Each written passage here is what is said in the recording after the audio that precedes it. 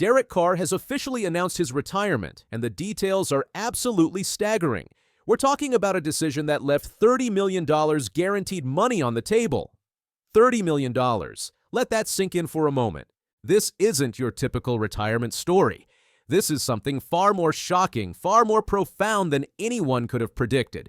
Derek Carr just walked away from generational wealth, and his reasoning will completely change how you view professional sports forever. Derek Carr spent 11 seasons in the NFL, establishing himself as a consistent quarterback in an unforgiving league. He dedicated 9 years to the Raiders organization before joining the New Orleans Saints for his final 2 seasons. Throughout his career, Carr accumulated 41,245 passing yards and 257 touchdowns. These numbers tell the story of a player who gave everything to the game. The 4-time Pro Bowler earned nearly $196 million over his career. He was just 34 years old when he made the decision that would shock the football world. At an age when most quarterbacks are still playing at elite levels, Carr chose a different path entirely. His journey from a second-round draft pick to a veteran leader showcased his dedication to excellence. The Raiders saw him through some of their most challenging years. The Saints brought him in as their franchise quarterback, expecting several more productive seasons. Late in the 2024 season, Derek Carr suffered a shoulder injury that would ultimately end his career. Medical tests revealed a labral tear and degenerative damage to his rotator cuff. The degenerative damage raised questions about how long Carr had been playing through pain. The injury required surgery that would sideline him for the entire 2025 season. This diagnosis presented Carr with an impossible choice that would test his character in ways no athlete should face.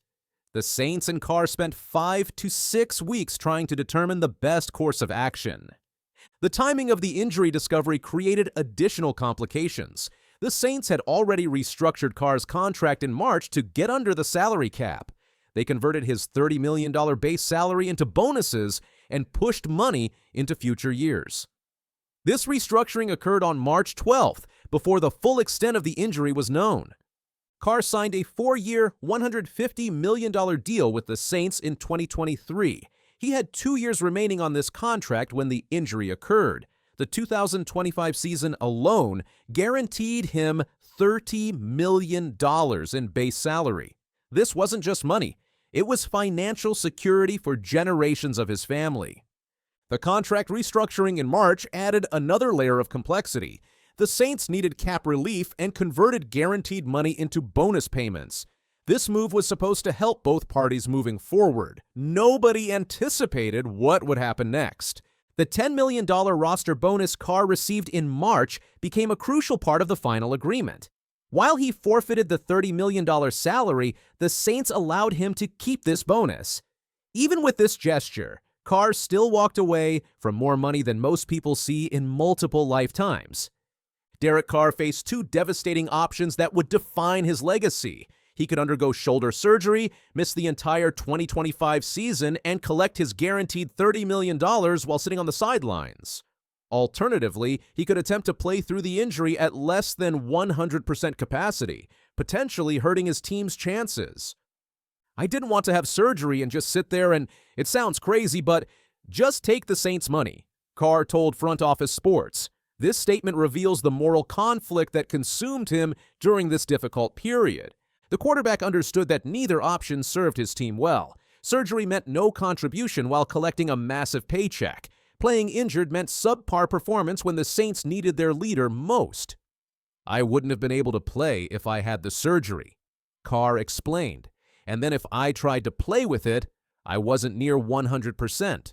And so that doesn't help them either. The decision to retire came down to one fundamental principle: doing what was right rather than what was profitable.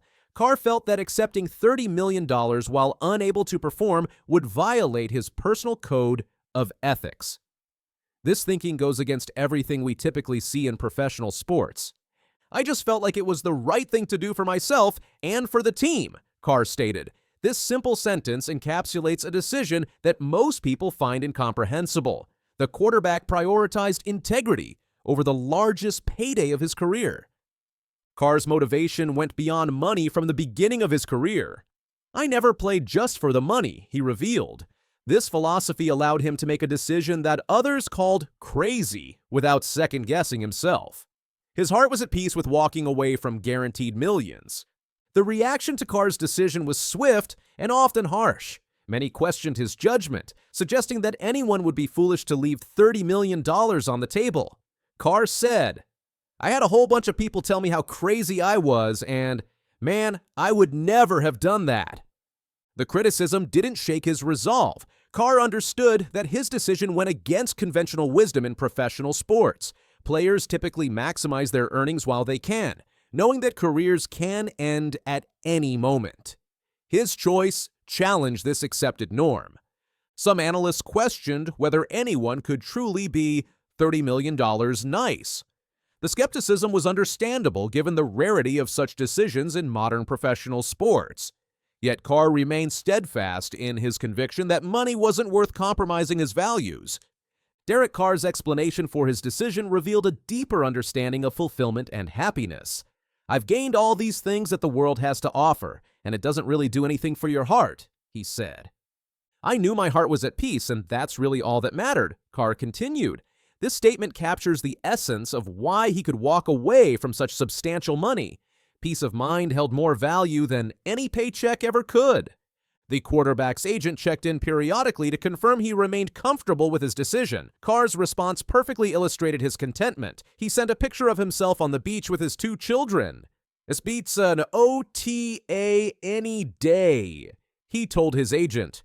The simple joy of family time had replaced the stress and pressure of professional football. Carr's retirement created both challenges and opportunities for the Saints organization.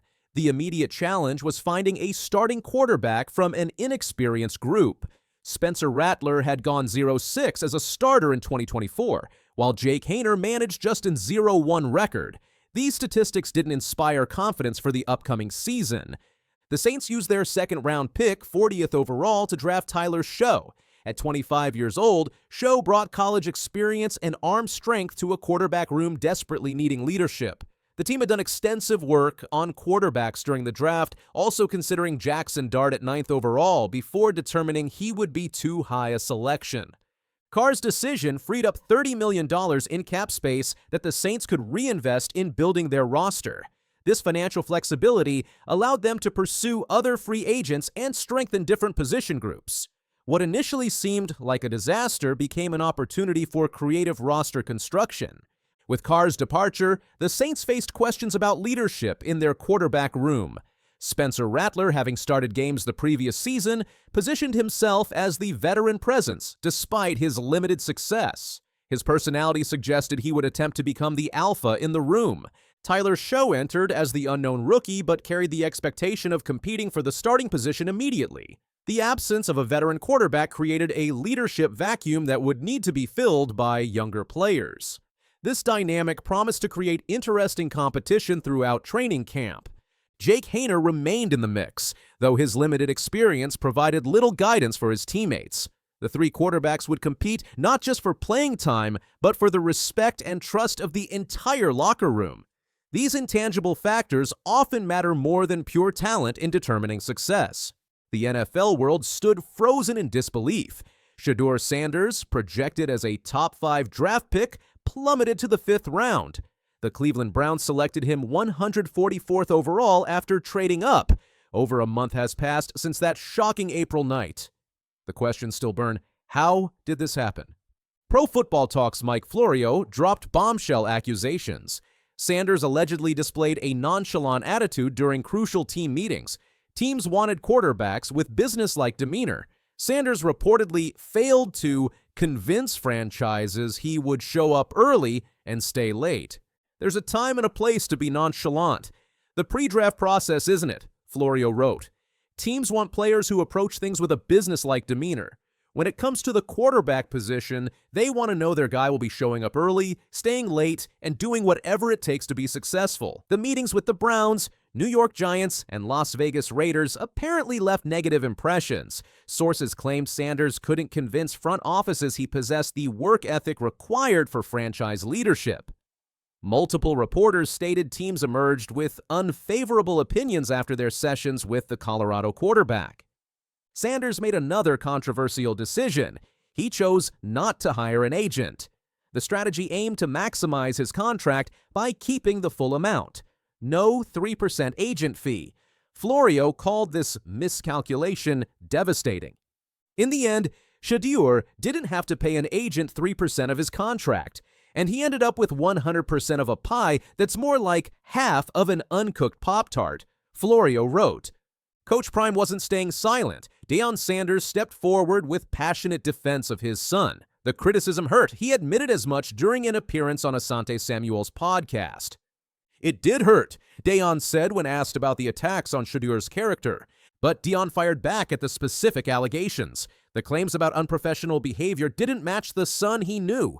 Deion stated, "When you sit up there and say something like he went into a meeting unprepared, Shedeur Sanders, come on. Anybody who knows my son understands he's a professional. You're going to tell me he had on headphones. Y'all, come on now."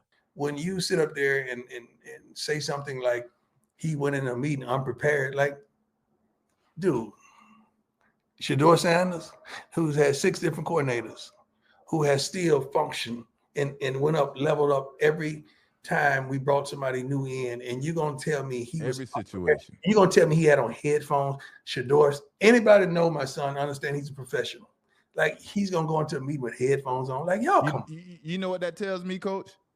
The headphones allegation particularly frustrated the Hall of Famer.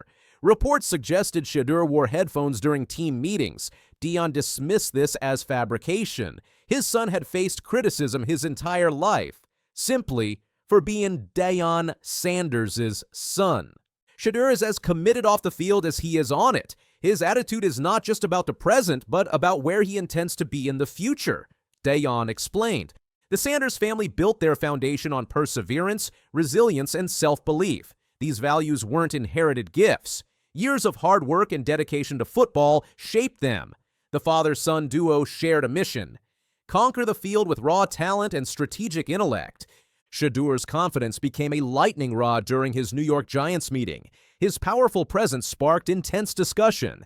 Analysts labeled his demeanor brash. Those close to him saw something different. The meeting revealed Sanders' unwavering self-belief. Some viewed this as arrogance. Others recognized it as preparedness and ambition.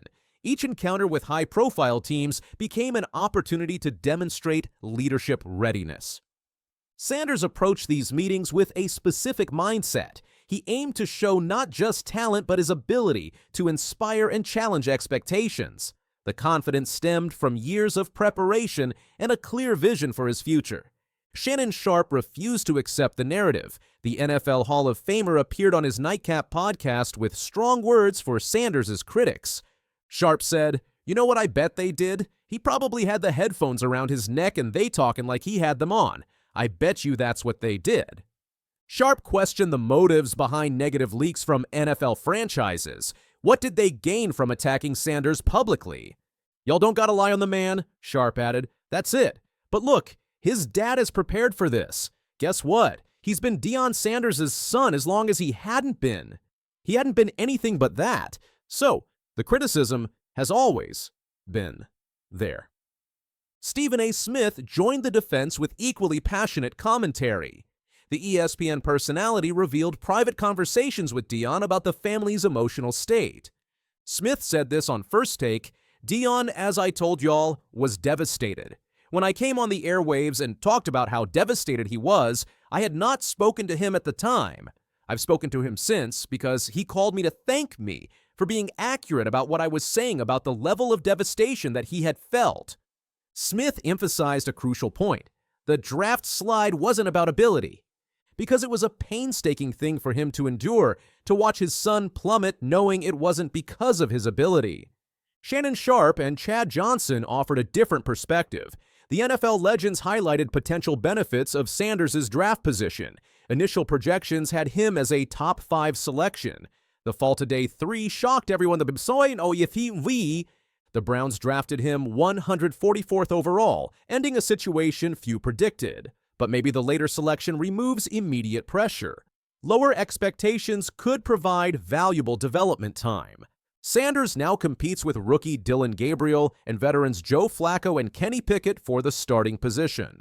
The Athletic's Zach Jackson reported realistic expectations for the rookie competition. Almost no scenario where a rookie wins the starting job initially. Jackson stated, Gabriel and Sanders will likely compete for longer-term positioning with the franchise. Flacco and Pickett only signed for the 2025 season. The two rookies appear destined to battle for the Browns' future at quarterback. Cleveland's quarterback room shifted dramatically during training camp. Joe Flacco threw his first interception. The veteran's mistake sent ripples through this competitive environment. Flacco's experience is undeniable. He's won big games and handled pressure throughout his career. But in intense quarterback competitions, every mistake gets magnified. Every throw faces scrutiny. All eyes turn to the rookie with gold chains and cool demeanor. Shedeur Sanders hasn't thrown an interception yet in camp. While early conclusions are premature, people are paying attention. Sanders brings calm confidence that feels different from typical rookies. He's not loud or flashy for attention. He connects with teammates and plays football. That energy is real. It's making waves inside the locker room. Kenny Pickett and Dillon Gabriel also fight for their opportunity. Both bring intensity to the competition, but Sanders carries something extra, a lifetime of watching greatness up close. Growing up with Deion Sanders as father and college coach shaped his perspective. Football became more than X's and O's. It became a mindset. Every day around Coach Prime taught lessons about carrying yourself, showing up, and rising to challenges. That upbringing shows now. Sanders possesses the it factor both on and off the field. He's already one of the most talked about rookies in the NFL. His jersey sales rank among the best. His social media following continues growing. But none of that matters without field performance. So far, he's checking the necessary boxes. The real tests come during preseason and regular season play. The media coverage reached fever pitch after Deion's public defense. Some journalists suggested Coach Prime's outrage awakened something in sports media. The coverage won't be favorable. Florio made his position clear in his analysis. He placed full responsibility on Shedeur for the draft outcome. Florio said, "While everything that happens from this point forward is up to him, everything that has happened until now isn't on anyone but him." The criticism extends beyond individual behavior to family guidance. Some point to Deion's advice as problematic. Others defend the father's role in his son's career development. Reports suggest teams emerged from meetings with specific concerns about Sanders' commitment level. The exact details remain unclear, but multiple sources confirm negative impressions formed during the pre-draft process.